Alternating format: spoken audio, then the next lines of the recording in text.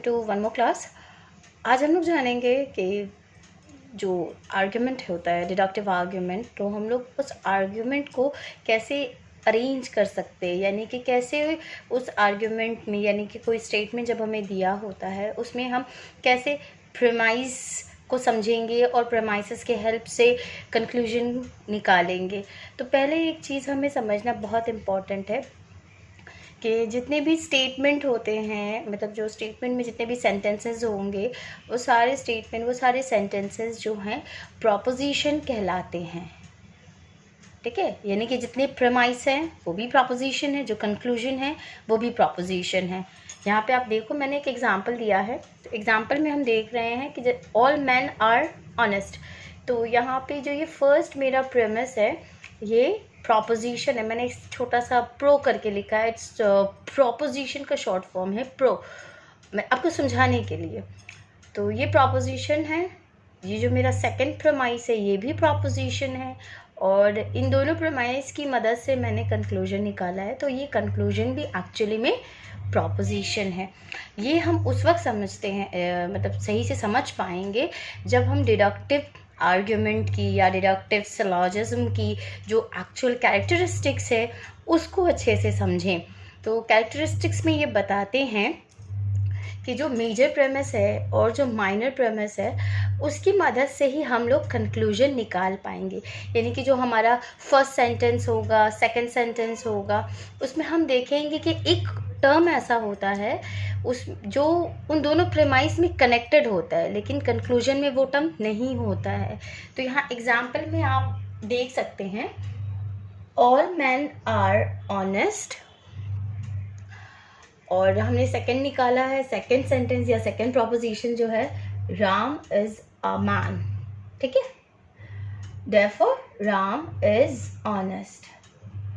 यहाँ पे ये देख लेंगे, ये जो मैन और मैन है इनके बीच का एक कॉमन कनेक्शन है कि ये प्लूरल फॉर्म है और ये सिंगुलर फॉर्म है, लेकिन है क्या, ये सेम क्लास को, सेम ऑब्जेक्ट को मेंशन कर रहे हैं। तो इसलिए ये दोनों क्या हो गए, मिडिल टर्म हो गए, यानी कि वो टर्म जो दोनों प्रेमाइस को कनेक्ट कर रहा है और हमें ये बता रहा है कि ये दो प्रोपोजिशन जो है एक्चुअली में प्रेमाइसेस हैं, और इन दोनों के कनेक्शन को जोड़ने के बाद जो टर्म बच जाता है उस टर्म को हम लोग कंक्लूजन में निकालते हैं। तो इसलिए ये सब्जेक्ट टर्म बच गया, यहाँ पे राम है, हमने यहाँ राम कंक्लूड किया, और यहाँ पे ऑनेस्ट रह गया, Ram honest, so Ram is honest. इस तरह ये कंक्लूजन हुआ कि all man are honest, Ram is a man, therefore Ram is honest. के साथ हम लोग इस चीज़ को, इस कंसेप्ट को और क्लियर करते हैं। एग्जाम्पल मैं आपको एक स्टेटमेंट्स, मतलब गिवन आर्ग्यूमेंट की शक्ल में दूंगी, ताकि उस आर्ग्यूमेंट से हम लोग वापस से एक आर्ग्यूमेंट फॉर्म उस को अच्छे से रेडी कर सकें। तो एग्जाम्पल ये है, only truthful persons are honest and all truthful persons are honourable, therefore all honourable persons are honest. हमेशा याद रखना है कि जब भी कोई स्टेटमेंट्स हो, कोई भी फ्रेज आए, कोई भी आए, तो उसमें ये बताते हैं ना कि उसको आर्ग्यूमेंट फॉर्म में लाना है। तो आर्ग्यूमेंट फॉर्म में जब लाना है तो है हेंस, ये वर्ड्स क्लियर शो करता है कि ये कंक्लूजन वाला प्रॉपोजिशन है या कंक्लूजन स्टेटमेंट है, वो सीधा कंक्लूजन के जगह पे शिफ्ट हो जाएगा। तो इसलिए क्या क्या यहाँ पे, therefore all honourable persons are honest, तो हमने उसे कंक्लूजन की जगह पे बैठाया, all honourable persons are honest. अब हमें ये देखना है कि हमने कंक्लूजन तो निकाल लिया, अब कंक्लूजन में जो सब्जेक्ट की जगह पे वर्ड है और प्रेडिकेट की जगह पे जो वर्ड है, ये वर्ड कहाँ पे, किस सेंटेंस में या किस प्रोपोजिशन में मौजूद है। तो हम यहाँ क्लियर देख रहे हैं कि यहाँ पे जो सब्जेक्ट है ऑनरेबल पर्सन, ये नेक्स्ट किस प्रोपोजिशन में प्रेजेंट है, honourable person, all truthful persons are honourable. एक चीज़ और समझाएंगे, कभी कभी क्या होता है कि इस सेंटेंस के अकॉर्डिंग ये वर्ड ऑनरेबल है, ठीक है, लेकिन यहाँ पे पर्सन लिखा हुआ है। इसलिए लिखा होता है कि वो सब्जेक्ट की जो एक्चुअल कैरेक्टरिस्टिक्स है उसको बैलेंस कर सके। जितने भी लिविंग थिंग्स होंगे उसमें पर्सन या बीइंग लगता है, और जितने भी नॉन लिविंग होंगे उसमें थिंग्स लगता है। ये दो वर्ड है जो यूज़ होता है सब्जेक्ट या प्रेडिकेट को बैलेंस और मीनिंगफुल बनाने के लिए। Rare case, not always but rare case. तो इसलिए हम लोग ने देखा कि ऑनरेबल पर्सन किस सेंटेंस किस प्रपोजिशन में प्रेजेंट है।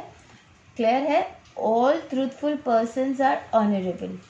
ठीक है, हमने यहाँ निकाला all honourable persons are truthful person. ठीक है, ये थोड़ा सा डिफरेंट हुआ, और हम ये बताते हैं कि ये जो वर्ड ऑनरेबल के साथ पर्सन लगा कैसे लगा। ये जो ऑनरेबल वर्ड है, देख रहे हैं हम लोग यहाँ पे पर्सन लिखा है, लेकिन जिस सेंटेंस में जिस प्रपोजिशन में ये वर्ड है वहाँ पे पर्सन नहीं लिखा है, right. All truthful person are honourable. तो यहाँ पे क्योंकि ये लास्ट में है, ठीक है, यहाँ पे ये ऑलरेडी सब्जेक्ट को ही बिलोंग कर रहा है, तो इस वजह से यहाँ पे ऑनरेबल के बाद पर्सन मेंशन नहीं है। लेकिन जब हम इसको उठाकर यहाँ लाएंगे प्रेमिस की जगह पे, तो हमें देखना होगा कि उसे सब्जेक्ट फॉर्म में है वो या नहीं।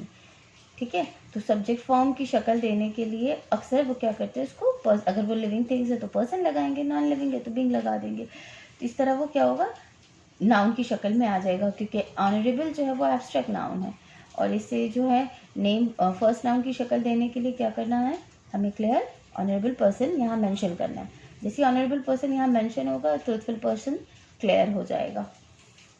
यहाँ पे क्लियर हो गया, ऑनरेबल पर्सन्स आर ऑनेस्ट। और ये जो ऑनरेबल पर्सन यहाँ सब्जेक्ट कंक्लूजन के सब्जेक्ट में है, ये मस्ट है कि माइनर प्रेमिस में प्रेजेंट हो, चाहे सब्जेक्ट की जगह हो चाहे प्रेडिकेट की जगह, लेकिन मस्ट है कि यही वर्ड आपका माइनर प्रेमिस में प्रेजेंट होना चाहिए, क्योंकि नतीजे का जो माइनर टर्म है, यानी जो सब्जेक्ट है वो माइनर टर्म है, और वो टर्म कहाँ से आता है, माइनर प्रेमिस से, सेकेंड प्रेमिस से। अब हम लोग आएंगे वो सेंटेंस देखना है जिसमें ऑनेस्ट हो, तो ऑब्वियसली हमारे पास एक ही सेंटेंस बचा है जिसमें ऑनेस्ट है, तो इसलिए हम देख रहे हैं कि all truthful person are honest. यहाँ इसको हमें सेट करना होगा। सेट इसलिए करना होगा क्योंकि यहाँ पे ओनली वर्ड मेंशन है। ये जो ओनली वर्ड है ये सिग्निफाइंग साइन है कि यहाँ पे फॉर्मूला प्रोपोजिशन का फिफ्थ रूल जो है वो अप्लाई हो रहा है। इसके अकॉर्डिंग क्या होता है कि ये ओनली की वर्ड को हटा के यहाँ पे क्वांटिफायर लगेगा, ऑल। आपको पता है कि ऑल, नो, सम, ये क्वांटिफायर के साइन होते हैं, यानी कि जो उस प्रोपोजिशन के क्वांटिटी को बताते हो। तो ओनली हटा के यहाँ ऑल लगाएंगे, तो all truthful persons are honest, ये क्लियर सेंटेंस है। लेकिन ये जिस रूल का हिस्सा है उस रूल के अकॉर्डिंग ये है कि यहाँ पे हम क्वांटिफायर ओनली को हटा के ऑल लगा दिया, लेकिन ये जो पोजीशन है ये दोनों पोजीशन इंटरचेंज हो जाएगी। ऑनेस्ट जो है वो सब्जेक्ट की जगह पे आ जाएगा और ट्रूथफुल पर्सन जो है वो प्रेडिकेट की जगह पे चला जाएगा।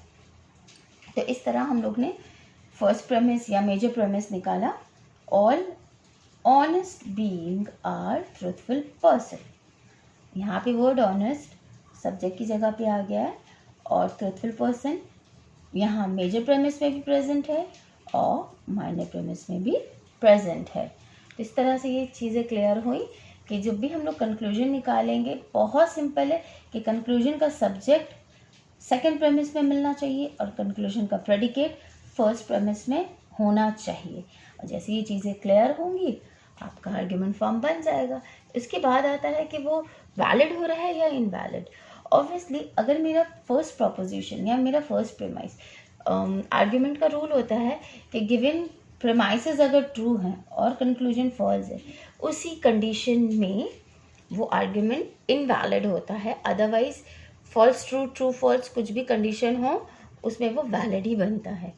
आर्ग्यूमेंट फॉर्म वैलिड ही रहेगा, उसकी वैलिडिटी वैलिड ही बनेगी। तो इस तरह हम देख रहे हैं कि all honest beings are truthful person, ये वैल्यू ट्रू बता रही है।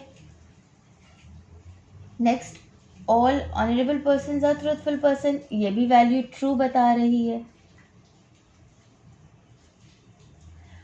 And therefore all honourable person are honest, ये भी बता रहा है कि ये इसकी जो ट्रुथ वैल्यू है वो ट्रू है, फॉल्स नहीं है। तो इस तरह से देख रहे हैं कि दोनों प्रीमाइसेस ट्रू और नतीजा ट्रू है, इसका मतलब ये आर्ग्यूमेंट फॉर्म वैलिड है।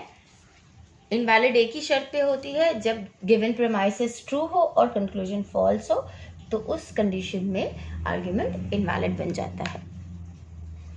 होप ये स्टेटमेंट, ये पूरा एक्सप्लेनेशन आप लोगों को समझ आया हो तो इसे स्प्रेड करें, अपने दोस्तों को शेयर करें and keep learning and keep trying, क्योंकि ये इतना डिफ़िकल्ट नहीं होता। Thank you very much, best of luck to all.